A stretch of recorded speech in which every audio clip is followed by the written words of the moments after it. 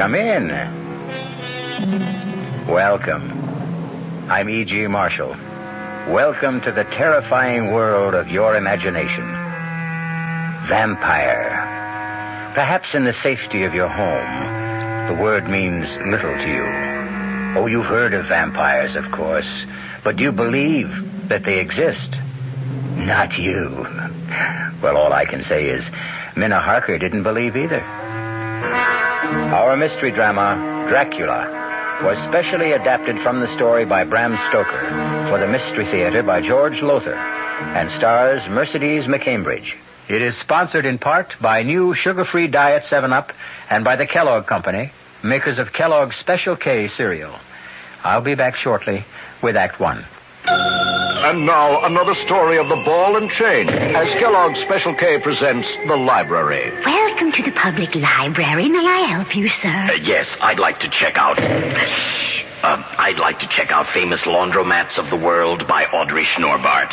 Sir, excuse me, but isn't that ball and chain you're wearing just like the ones they use in the Kellogg's Special K commercial? This ball and chain? Yes, that one. How are you going to get rid of it? Well, lots of good exercises, and by eating smart at every meal, starting with the Special K breakfast. Don't you have to watch your calories? Yes, and the Special K breakfast is less than 240 calories. Less than 240 calories?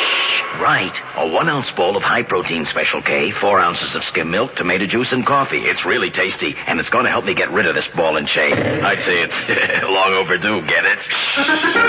Your happy ending could begin with the Special K breakfast from Kellogg's. There's a very special deal going on at all offices of Suburban Savings throughout North Jersey. It's called Suburban Special Interest Deal, and you'll be especially interested in the savings you get. A top 7.90% effective annual yield on Suburban Limited's issue 750 savings certificate.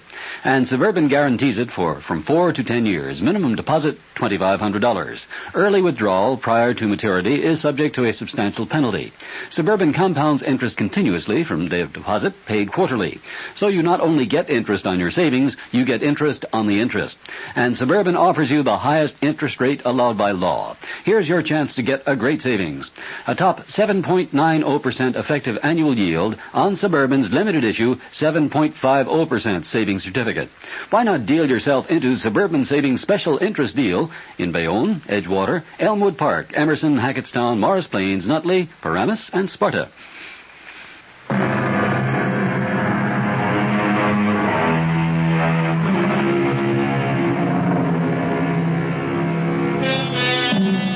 Horror, in its purest form, lies ahead for us. I would be remiss if I didn't warn you that if your nerves are not strong, it might be better for you not to listen. No, really now. Be warned. Because as Minna Harker tells us in the diary she kept, there awaits you an experience so loathsome, so horrifying, that I can hardly bring myself to write of it. If I'd known what lay ahead for me when I went to visit my dearest and closest friend, Lucy Westenra, at Hillingham, I could not have brought myself to go, much as I loved her. Looking back now, I realize I had plenty of warning, but I paid no attention. For example, as I drove to the Westenra estate through that lonely, isolated country and heard the wolves howling in the distance, it occurred to me that it was strange to hear wolves in this part of the country. As strange as the huge bats that flew alongside my car. I mentioned this to John, Dr. John Seward, Lucy's fiancé, as we sat having a drink in the living room. It's strange, Minna.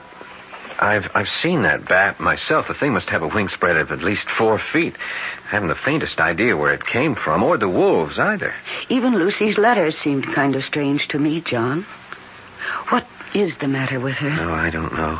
I'm completely baffled. I've had 2 other doctors look at her, colleagues of mine, and they can't figure it out. I'm desperate, Minna. I'm so desperate I've called in my old friend and teacher, Professor Van Helsing. Van Helsing? Yes, he's one of the finest diagnosticians in the world, John. Yes, he'll be here from Amsterdam in a day or 2.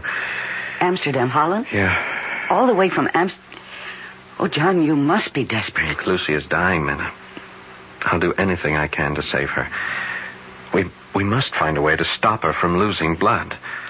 losing blood. Well, it's this constant loss of blood that's killing her.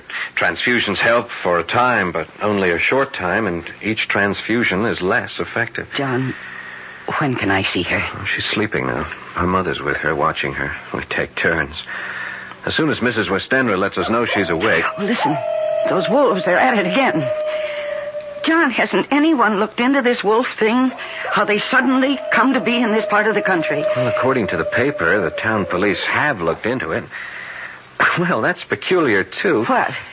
Well, they haven't been able to spot one single wolf. Oh, excuse me. We have a visitor. Oh, come in, Count. Come in. Thank you, Doctor. I'm on my way to town. I have a dinner engagement, and I thought I would stop to ask after Miss Westenra. Oh, she's no better, I'm afraid. I'm sorry to hear that. Can you stay for a drink? Well, I'd like you to meet a friend of Lucy's who will be staying with us for a while. Oh, in that case, of course. Minna, this is Count Dracula, our new neighbor. Count Miss Minna Harker. How do you do? How do you do? Count Dracula? Yes, but do not hold it against me, Miss Harker. I cannot help being of the blood royal. Well, why don't you two get acquainted while I go up and see if Lucy's awake yet?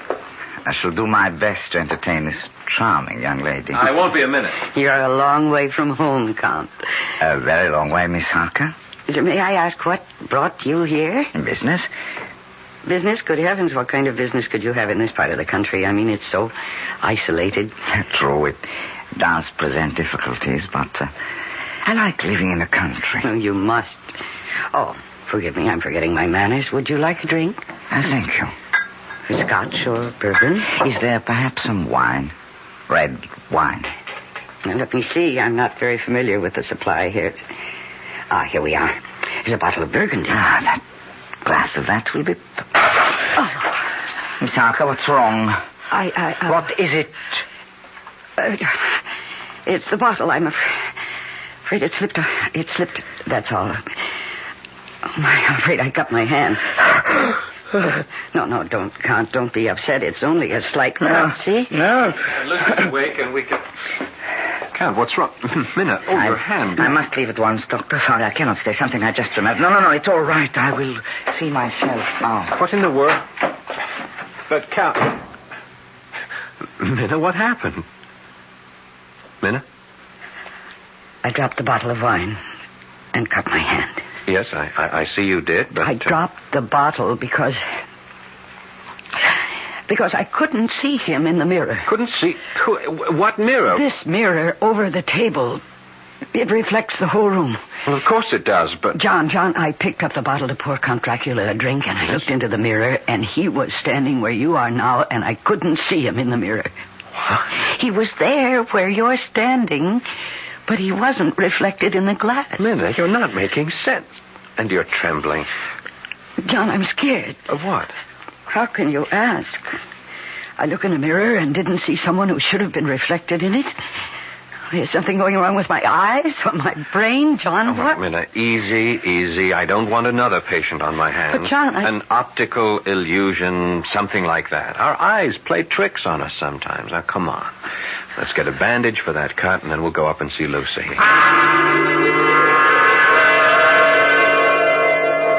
I believe, John. It must have been. It had to be a trick my eyes had played. What else? Well, we got a bandage for the cut on my hand, and then John took me to Lucy's room. I can't find words to describe the shock I felt when I saw her. She was white as new-fallen snow, and so thin, she almost seemed transparent. She's dying. That was my first thought. She's dying, and nothing can save her. And I know she read the thoughts in my face. I could see the sudden fear in her eyes. I am dying, Minna. Oh, you mustn't even think that, Lucy. You do. I? It was in your face when you looked at me. I read your thoughts. She's dying, you thought. And nothing can save her. I am. And nothing can save me. Oh, John can save you. And he will. He hasn't so far. You mustn't despair, Lucy. Despair, Minna? I don't have the strength to despair. You better go now, Minna. Go? Lucy, dear, I haven't seen you in nearly a year. We haven't even started to tell each other everything that's happened. Later. Not now. I'm tired. I want to sleep. Oh, well, in that case, I'll come back later. No, not till tomorrow. All right, whatever you say. But I'll just look in on you later. No, Lucy. You mustn't. All right, then. But stop upsetting yourself. Go quickly. Oh, good Lord. At the window. It's nothing. Go, Minna. It's nothing. Nothing. It's that bat.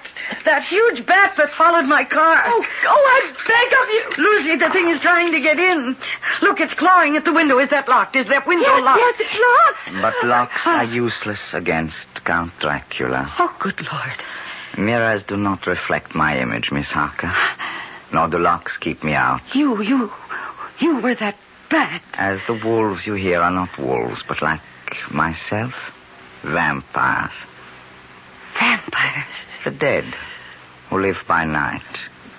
The dead, undead. No, this can't be happening. It's a dream. It's a nightmare. That's what it will seem like when you wake up. Huh? Yes, you're going to sleep now. And yet not sleep. You will remember all you've seen here, but when you waken, it will seem like a dream. A dream you'll tell no one, not even Professor Van Helsing. Because you will not want to look foolish. You'll be ashamed to tell it for fear he will think you're a silly young woman. Enough. Sleep. Did I sleep? Did I dream? No. My sleep was a hypnotic trance into which he had placed me. And what I dreamed was reality. There in the moonlight that streamed through the window, I saw Dracula raise his arms and call. Lucy. Lucy, my dearest love, come to me. Come, my darling. I can't. Too weak. My lover, I'm too weak. Then I shall come to you. Embrace you. Kiss you.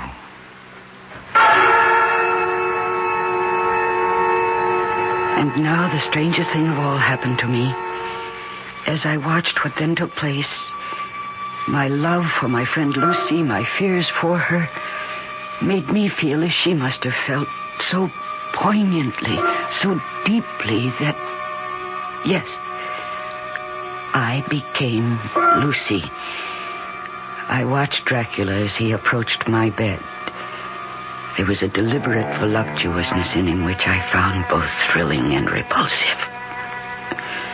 Lower and lower went his head as the lips went below the range of my mouth and chin and seemed about to fasten on my throat. I could feel the hot breath on my neck. Then the skin of my throat began to tingle. I could feel the soft, shivering touch of his lips on the supersensitive skin of my throat, and then two hard dents of two sharp teeth just touching and pausing there. I closed my eyes in a languorous ecstasy, and I waited. I waited with a beating heart. And then horror overcame me, and I sank into unconsciousness. I promise that the horror you have just experienced is nothing compared to what is to come. Think twice before you return with me shortly with Act 2. Hi, I'm Goldilocks, Ms. Goldilocks, if you please, and I'm a professional taste tester. Here at my taste test laboratory, that's TTL for short, I taste test everything from porridge to diet drinks. Actually, there's not that much taste testing in porridge these days. There used to be. Once upon a time. I mean, that's how this Ms. got into the biz. But lately it's been diet drinks. I mean, with so many diet drinks going sugar-free, I've been really busy conducting taste tests. A rather unbearable assignment, to be sure. But then I discovered sugar-free diet 7-Up. Fresh, natural, delicious. My only problem is that sugar-free diet 7-Up tastes so good that it broke my Goldilocks diet drink taste-o-meter. Well, sugar-free diet 7-Up certainly has my seal of approval. This one's just right. Hey, Mom, what's for dinner? Hey, Mom, what you got?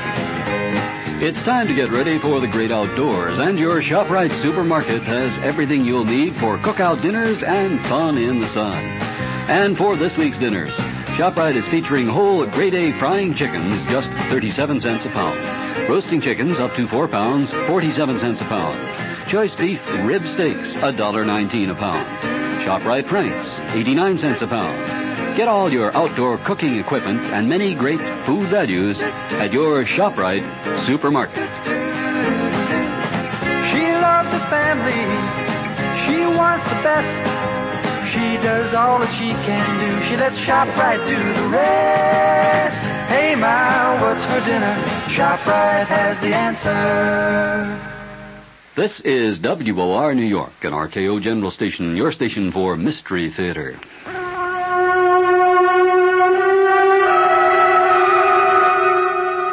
I thought it must have been a dream, a nightmare, for nothing so vile and revolting could be real.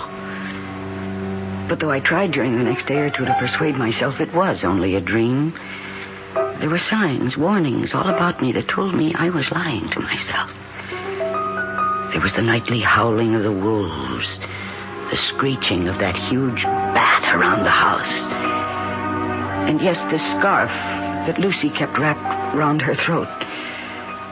It's such a hot afternoon. How can you bear to wear that scarf around your throat? Hot? I feel cold. But, Lucy, you're perspiring.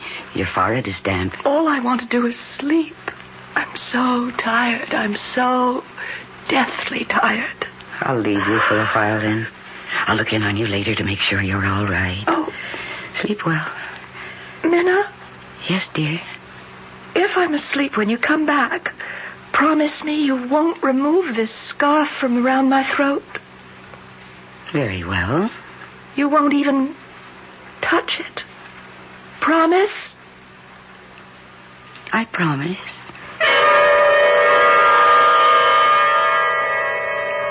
Later that afternoon, toward evening, Professor Van Helsing arrived from Holland. When John introduced me to him, he stared at me suddenly and hard, his eyes boring into me from behind his thick-lensed glasses. You are frightened, Miss Harker?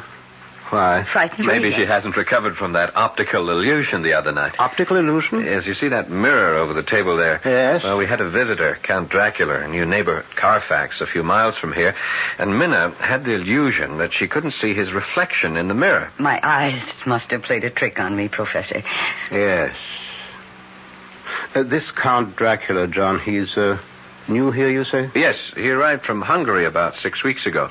I see. Take me to see your fiancée, John. Oh, she's sleeping, Lucy, sleeping We'd right now. better wake her up. What is it? You seem suddenly concerned. I am. Take me to Lucy at once.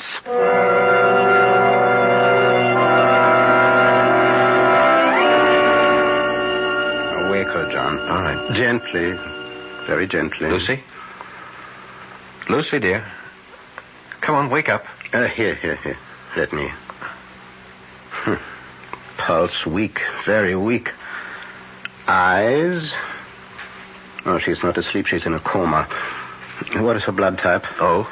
So is mine. Prepare for a transfusion, John. I will be the donor. And hurry, man, hurry. Yes, of course. Meanwhile, I shall have a look under this scarf. No, she didn't want the scarf removed. I'm sure she didn't, Miss Harker, but we're going to remove it. Aha. As I thought. What is it? Yes, Professor, what? Look. There are two little holes. Wounds. As if she'd been bitten by a large snake. No. not a snake. What then? What? We must be quick with the transfusion, very quick. And pray God, both of you, that I have not arrived too late.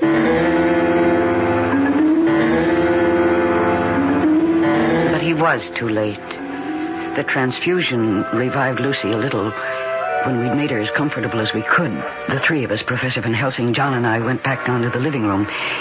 And it was here that Professor Van Helsing told us the truth. The truth that made John Seward cry out. Vampire? You say we are dealing with a vampire, Professor? Have you gone out of your mind? My dear John, I don't blame you. Blame me? I should hope not. You ask me to believe me, a doctor, a man of medical science? Science? There's more to this world than science. But, Professor, a vampire? I can't believe that there's a vampire. I tell you that witches exist. That warlocks exist. That vampires exist. And we are dealing with one here. But if what you say is true... It is. Ask her. Ask Miss Harker. Me? You had an experience in this house that you are concealing. You choose to think it was a dream. When did it happen, child? Last night? No. The night before. Where? In Lucy's bedroom. Minna, what happened? I dreamed... No, it was no dream. All right, then. I saw... Oh, heaven protect me. I saw... You needn't tell me. No need to put you through that. I would if I didn't know who our vampire is. But I do know. Who? The man whose reflection she could not see in that mirror. Your new neighbor, Count Dracula. I don't believe you. I cannot believe you. If you can't believe me, at least trust me. Oh, I'll answer that. Wait. Yes, Professor. If that should be Count Dracula, you did say that he calls about this time each evening, John? Yes. Say nothing, do nothing to give away the fact that we are onto him. This is nonsense, sheer Do nonsense. as I tell you. You may answer the door now, Miss Harker. Yes. Good evening, Miss Harker. Count Dracula? Come in. And how is Miss Westenra today? Not too well, I'm afraid. She had to have another transfusion. Oh, I'm sorry to hear that, John. Very sorry to hear that. Thank you, Count. I do not believe I have met this gentleman. Oh, I'm sorry. No, you haven't. Let me present my old friend and teacher, Professor Abraham Van Helsing. Professor, this is Count Dracula. How do you do, Professor? How do you do, Count? I wished only to inquire about your fiancée, John. I'm sorry indeed to hear she is no better. If there's anything I can do... Thank you. Meeting you, Professor, has been a pleasure. Good night. Oh, Count. Yes? Mrs. Westenra keeps asking me to do this, and I keep forgetting. There is a custom in the Westenra family to ask visitors to sign the visitor's book. Ah, charming old world custom. It's John. right here. If you'll just wait a second, I'll get it, and then you can sign it. Is something wrong? It's a Bible. Well, yes. Why do you back away from me? Or are you backing away from the book? The holy book? I must go. No, you'll stay and face this book. You know. John, you fool. You shouldn't have done this. I had to have proof. I will make you pay for this. You shall pay. Oh, no.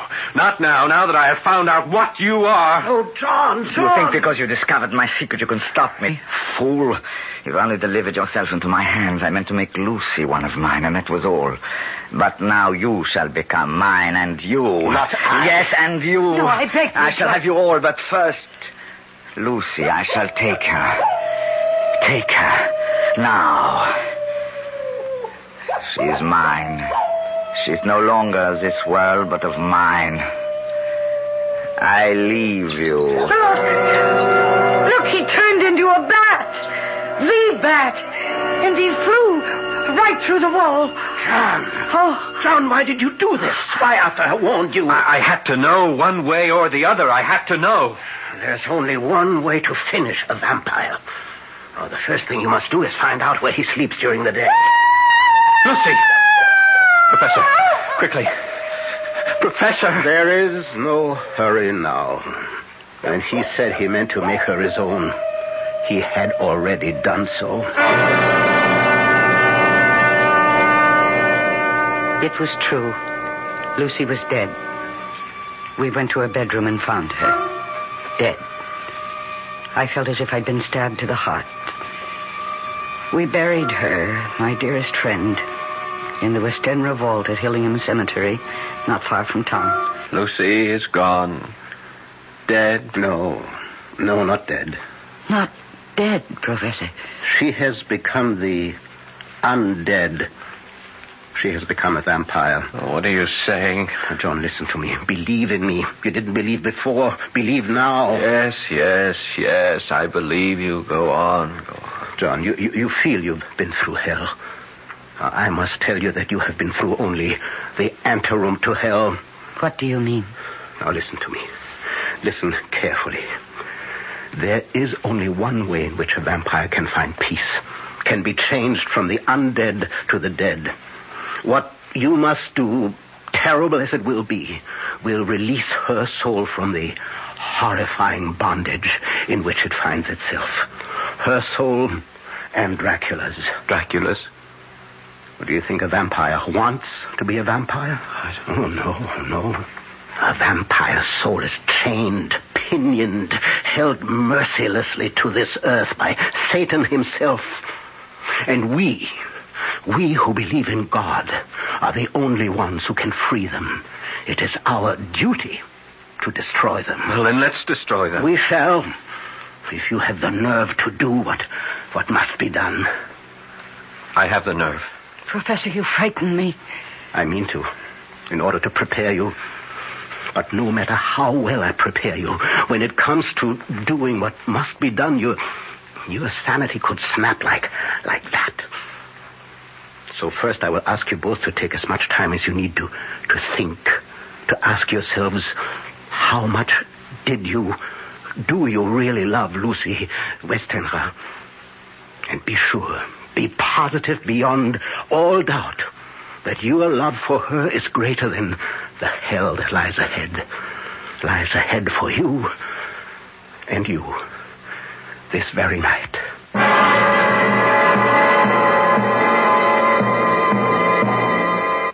I'll be back shortly with Act 3. When you drink beer, do you tilt the glass for long, hearty swallows? Or just tip it and sip it? Well, sipping's the thing for wine. But Budweiser beer is a hearty drink, brewed for zest and character. The best way to enjoy Bud is to drink it.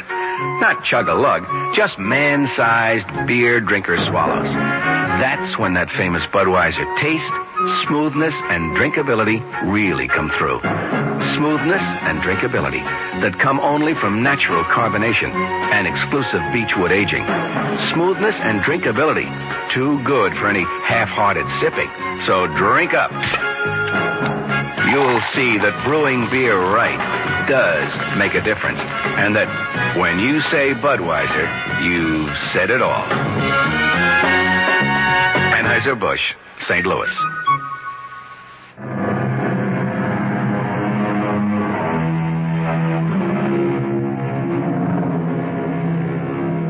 I thought I knew what horror was until I read it. I changed my mind. You will, too. I'm ready, Professor. I knew you would be, John. We'll wait now for Miss Harker. No, there's no need to wait. I love Lucy enough. More than enough. She was my dearest friend. Is your dearest friend. For she is not yet dead. She is as yet the dead undead. It's nearly sundown. Let us go to the cemetery at once. The cemetery? It will be dark by the time we get there. She will have left her coffin.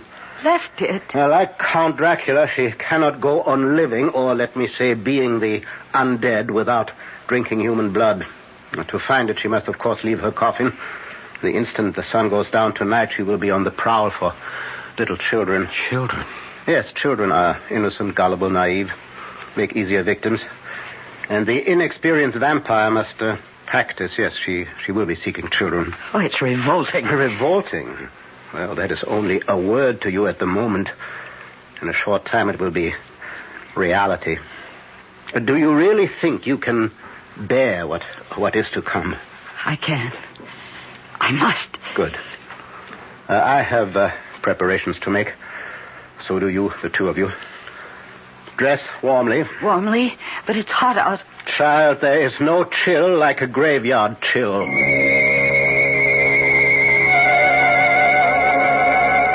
We drove to Hillingham Cemetery in John's car.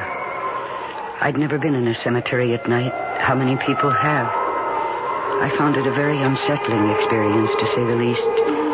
It was a moonlit night, the moonlight spilling like milk over the gravestones, which in turn threw long black shadows. An owl hooted, and dogs barked. Or I couldn't help thinking, were they wolves?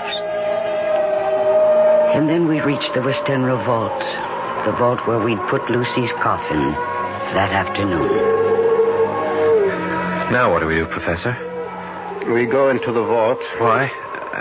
And how? I have the key to the vault. How did you get it? I asked the undertaker for it, or rather told him to give it to me. He assumed I was a member of the family. You need not come with me. Not now. But why shouldn't we come? I wish to save you as much shock as I can.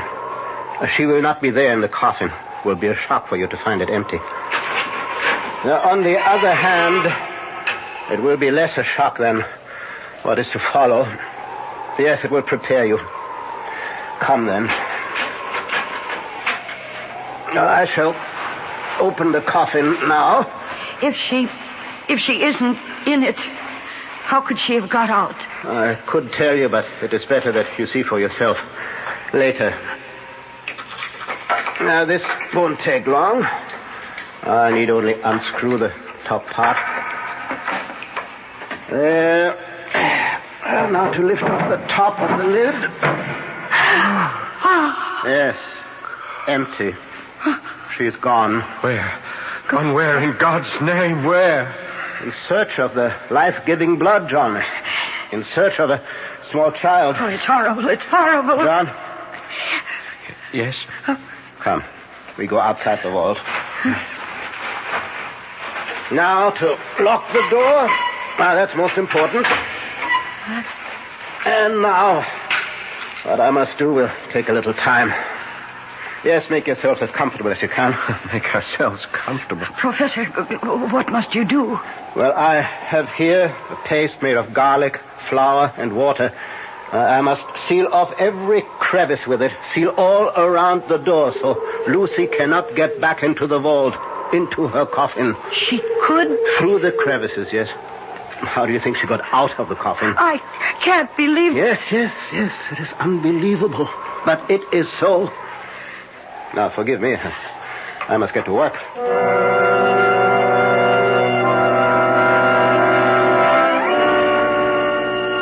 I can't express in words how fresh and clean the night air seemed when we came out of the tomb.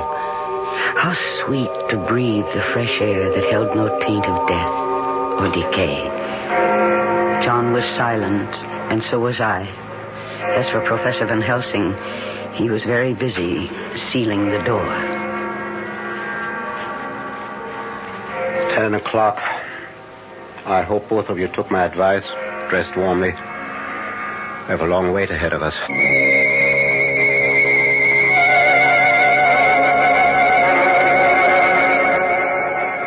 How much longer, Professor? I'm chilled to the bone.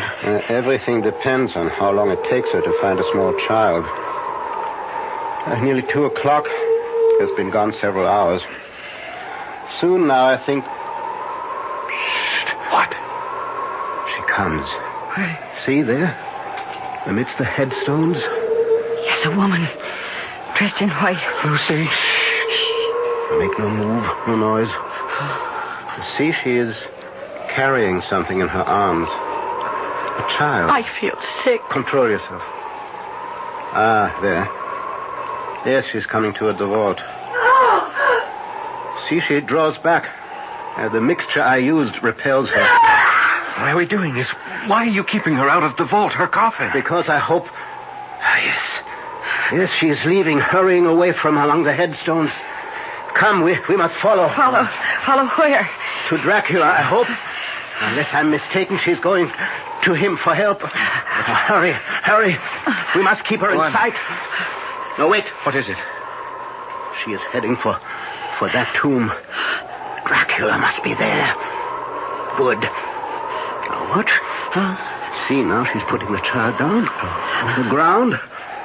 And now... Where is she? She's vanished. She simply slipped into the tomb through the crevice around the door. Oh, wait here. Yes. What's he doing? He's picking up the child, I think. Yes. See, he's coming back now. Here, Miss Harker. You take the child. Keep it warm. Oh, this poor thing. Poor little thing. Look, it doesn't move. It doesn't make a sound. It's lifeless. No, only in a trance. It will recover. But remember, when I ask you to do what must be done, remember that we have saved not only this child, but God knows how many others. I'll remember. Good. And now we will return to her tomb and wait till dawn. Till dawn? She will return to the tomb then. She has no choice. Dracula cannot help her. She must sleep in her own coffin before daybreak.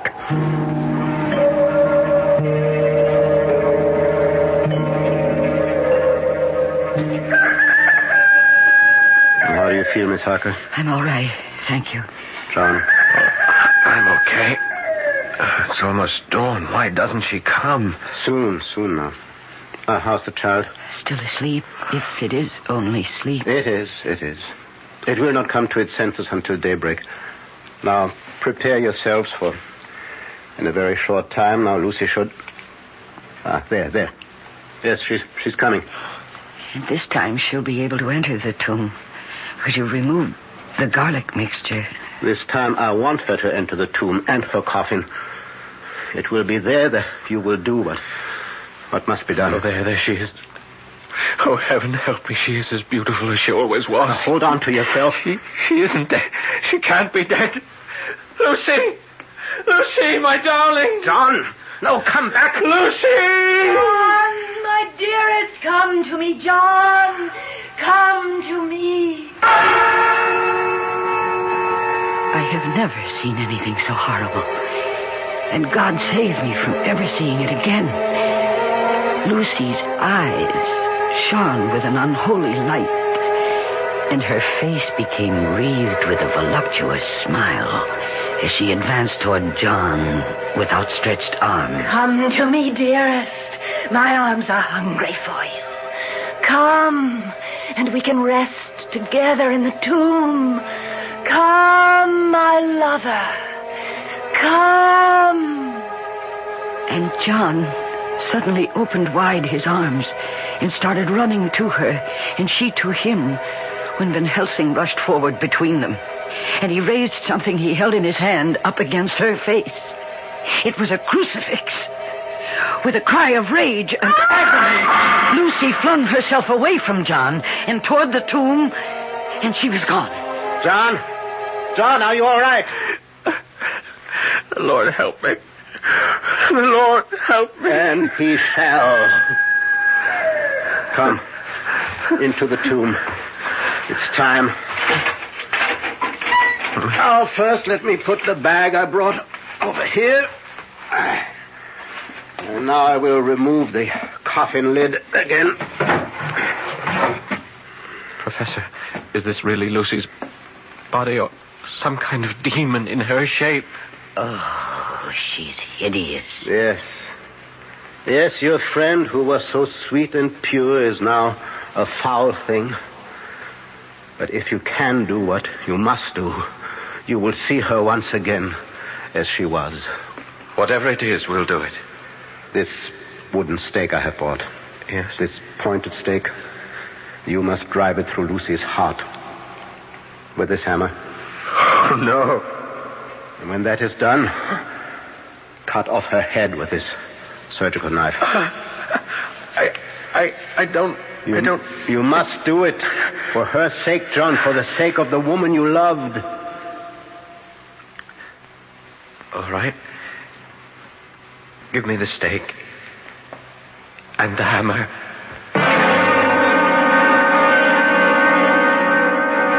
John took the stake in his left hand, the hammer in his right.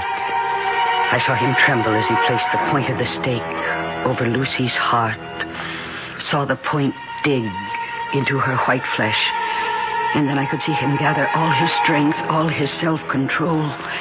He raised the hammer high above his head and looked at Van Helsing. Yes. Now! John struck with all his might. The thing in the coffin writhed, and a hideous blood-curdling screech came from the opened lips. The body shook and twisted in wild contortions.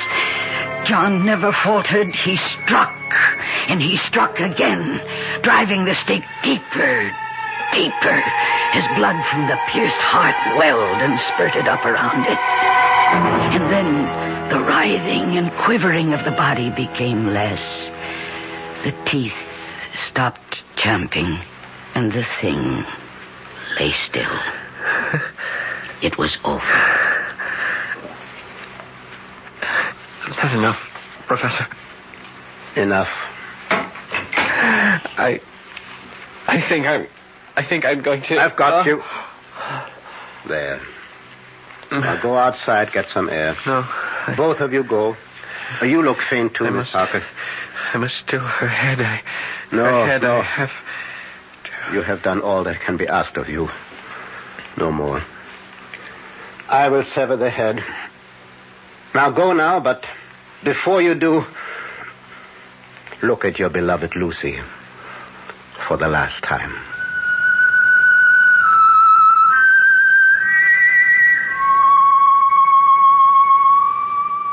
There, in the coffin, lay no longer the foul thing we dreaded, but Lucy, as we had seen her in life, her face as beautiful and pure as it had been then.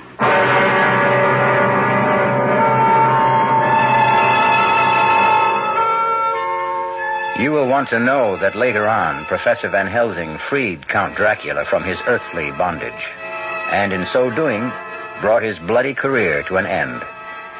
Unhappily, I must add that Count Dracula was only one vampire among... how many? I don't know. Hope I never find out. Hope you don't either. I'll be back shortly. Dear Thomas's, your new Thomas's onion English muffins are so delicious, my husband insists on them at every meal. It's embarrassing when we go to a Chinese restaurant. Dear Thomas's, for years I've been buying bagels and bialys with my Sunday Times. Last Sunday I bought the Times and your new Thomas's onion English muffins. Not bad, Thomas's. Dear Thomas's, since serving sandwiches on your new onion English muffins, I've become very popular with the boys. Yeah, Thomas's new onion English muffins. Here, 45, please, and don't spare the horses. Yes, sir. In 1880, when a cab had 4 legs and took 12 minutes to cross Manhattan, Samuel Bath Thomas was baking bread, every bit as delicious as his original English muffins. Here, 45, and move it. Today, cabs have 300 horses, but still take 12 minutes to cross town. And Thomas's is still baking breads every bit as delicious as their English muffins. Thomas's protein, whole wheat, and white bread. Thomas's promises. Our cast included Mercedes McCambridge, Paul Hecht, Stephen Schnabel, Michael Wager, and Marion Seldes. The entire production was under the direction of Hyman Brown. Radio Mystery Theater was sponsored in part by Anheuser-Busch Incorporated, brewers of Budweiser. This is E.G. Marshall inviting you to return to our Mystery Theater for another adventure in the macabre. Until next time, pleasant dreams.